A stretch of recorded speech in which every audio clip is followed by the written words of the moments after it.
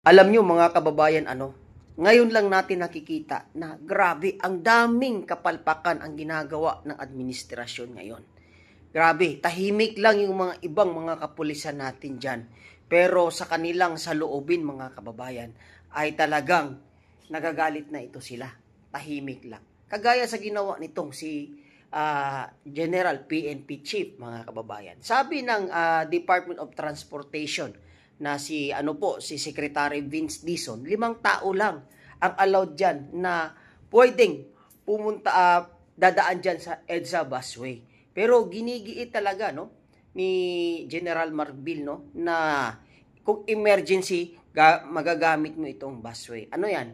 Pananakip butas sa ginagawa nilang mga kamalian, mga kababayan. So grabe talaga mga kababayan. So talagang ang mga tao ngayon lahat halos hindi na talaga galit na talaga sa administrasyon ngayon. Talaga. Nang aabuso na itong mga taong ito.